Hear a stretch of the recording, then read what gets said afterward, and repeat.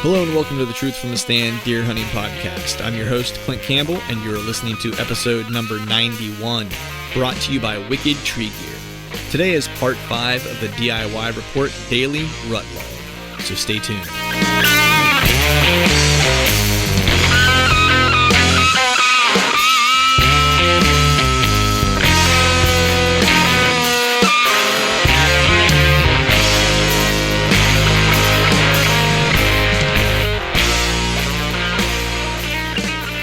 All right, welcome back to another episode of the Truth from the Stand Deer Hunting Podcast. This is the Rut Log, the daily Rut Log, and I think that we are covering days 6 and 7. So this is a twofer. I'm going to be quite honest with you. I passed out last night, or passed out the day before, and didn't get a chance to record. The body needed some sleep after many days of all day sit. So the update from yesterday, so yesterday would have been Monday, so just I'll refer to the days so I don't confuse anybody. So Monday was another all-day sit. The morning, so this particular spot that I'm sitting, it typically has better morning activity than it does evening activity. What I've mainly seen in the evening historically has been, some cruising and some and actually some chasing. The morning usually it seems to be a little bit more, I see more does, I guess, coming into the doe bedding area, and then there'll be bucks that kind of are strategically coming out to kind of check those doe bedding areas. I don't know that I would classify it as cruising necessarily. It seems like they come out with an intent and a plan. They're not just kind of, willy-nilly. They're definitely heading to this one particular doe bedding area and checking it out. But I think I'm starting to maybe put another puzzle piece of this place together, and I'll talk about that here in a second. But so early in the morning, had a doe come in, had the wind in my favor pretty much all morning, had a semblance of an easterly wind to a certain degree. And then, wouldn't you know, as soon as this doe starts coming down the trail or coming toward me, the wind just switched for whatever reason. And it switched for maybe a total of, 3 minutes before it went back to its prevailing wind. But it was just enough for her that she caught a whiff of something that she didn't really like. Had an Ozonics machine going, so she didn't completely blow out of there. She just kind of stopped. I saw her put her nose in the air, kind of do a little scent checking, or do a little scent checking of her own. And just kind of started backing up and walked back the way she came, and then cut into the timber right behind me and went in behind me. So she didn't really spook out of there and blow out, so I wasn't too concerned about it, to be honest with you.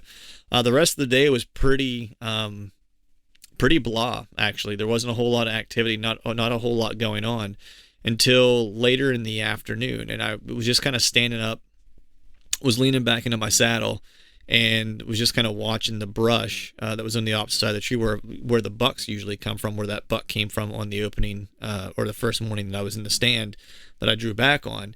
And for whatever reason, I happened to look over to my right, and there's this drainage that kind of cuts off the area that I'm sitting in to the other side of the drainage. It's full of, green briars and brush and stuff like that you can't really see through, but you have small little pockets or windows that you have a little bit of visibility. And so I was watching.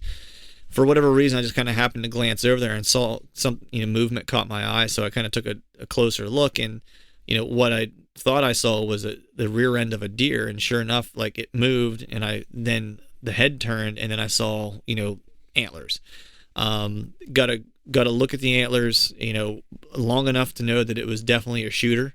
I couldn't tell you whether it was an 8-point, 10-point, 9-point, whatever the case is. All I saw was his right side, his main beam, and his, I guess it would be his G2 and G3s. So it was a nice deer regardless. I got pretty excited. So I hit the grunt tube, and so just to go back historically, the last deer I killed in this area 2 years ago kind of played out the same way, where he was bedded on the other side of that drainage, and then I ended up blind grunting him in. I think I've told this story before, and he came in. This almost was set up the same way, where I'm not sure if this deer was bedding over there or not, but I saw him. He was in probably roughly around the same area. As soon as I saw him, I grunted, and he turned and was looking like he was coming. And I was thinking to myself, I was like, you got to be kidding me. This is going to play out, 2 different years that I've hunted this particular area, and 2 different times I've had a buck in the same general area that I'm going to end up grunting in and get an opportunity at. And then for whatever reason, it looked like he turned and started coming toward me. So I grabbed my bow, clipped my release on, and was waiting, and nothing. Never showed up. So I'm not quite sure what was, what had happened. I don't know that it was necessarily one of the deer that I had on camera, but he was the caliber of the two deer that I have on camera that are really nice. So he was a shooter, no doubt. Was bummed out he didn't make his way over to me, and I'm not 100% sure why. Like, so my theory is that he either, and this is just a theory, and I'm by no means an expert here, but my theory is he either was kind of not tending a doe, but was following a doe in a very gentlemanly kind of way, not really pushing her, but just kind of, tracking behind her. And that they came through that doe bedding area low, and I wasn't able to see him until he got, up to that little window that I could see him through. So that's the one idea. The other idea is that he's just an older, more mature deer, and he recognizes that it's not quite prime time yet, so he's not going to necessarily fool around with a juvenile buck, before does are ready to be bred, when there's not much to fight over. So those are kind of my two working theories. And I had originally thought that he was bedded over there. And so my plan was to kind of maybe possibly set up on, what I'm kind of referring to as possibly his rut bed, since I've had two different deer in the same area kind of, react similarly. And so today I actually got down, since, today, precursor here, or a little foreshadowing, is that, today was pretty much a bust. So 0 deer all day. So that's the update for today, which is Monday. But, my plan was to get down today out of my tree stand just a little early, since it was basically a bust and the weather was kind of, cruddy. It was warm, rained last night, which is fine, but it was kind of, I think the high was 62-ish or 64 today, which is pretty crummy. So I decided to get down with just a little bit of light left, because I wanted to go over to the other side and just kind of see if I could find a tree to get my saddle into and set up possibly over an area where he's bedding, or bucks are bedding during the day. Because yesterday was an east wind, Monday was an east wind, which means that all the scent from the doe bedding area is going to blow right into where that deer was potentially, bedded down. So whenever I started looking around, they could possibly bed almost anywhere. But then as I was kind of hiking around, I recognized that there was another lower trail at the bottom of the doe bedding area. And so what I kind of thought was I was like, I don't know that they're necessarily bedding there, and they possibly could be, or they're possibly working that secondary trail in evenings, because most of the evening movement, like I mentioned earlier, that I have seen in this particular area has been a little bit of cruising, yes, once in a while, but for the most part, it's been chasing later in the evenings. A buck following a doe specifically. It seems like the evenings, I've had deer kind of come from that lower area and on the opposite side of the drainage.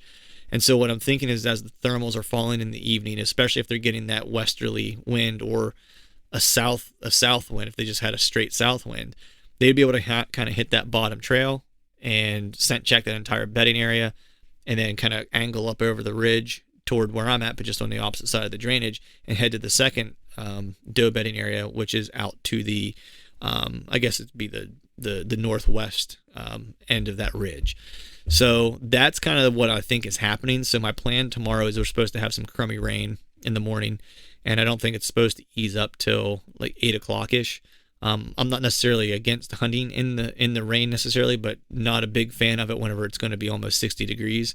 So I think what I'm going to do is I'm going to probably catch a little bit of well-deserved sleep in just a little bit, get out early-ish, or later in the morning, I guess, early afternoon, and set up another set on that lower trail that they're kind of using and cruising the bottom part of that doe bedding area. So that's kind of the plan for tomorrow. I'm hoping that big hoss decides to take that same kind of route tomorrow, and hopefully the game plan works out. But that's the update for today. Chad unfortunately isn't here at the moment, so we'll catch up with him whenever he is back tomorrow. And Tate's hunt was a bust as well. Zero deer. He did have some people training dogs near him though, and we'll catch up on that here in the not so distant future. But that's the update for today. Hopefully tomorrow is a good day. Hope you guys are having some luck in the field, and hopefully the rut is cranking for you all. And we will talk to you tomorrow. All right, folks, that is a wrap for today's show. We'd like to thank all of you for listening, and if you haven't yet, please head over to iTunes and leave us a 5-star rating. Also, be sure to subscribe to the podcast. We'd be super appreciative if you'd be able to do those two things for us. And before we shut this thing down, I need to give a big shout out to our partners that continue to help us make this podcast possible. Wicked Tree Gear, Exodus Outdoor Gear, Trophy Ridge, Ozonics, Obsession Bows, Tecomate Seed, Glacier Coolers, Ramcat Broadheads, Trophy Taker Rests, and Dead Downwind. And until next time, we'll see y'all.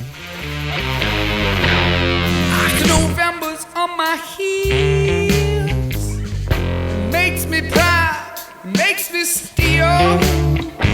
I could show you through the door, I ain't welcome anymore.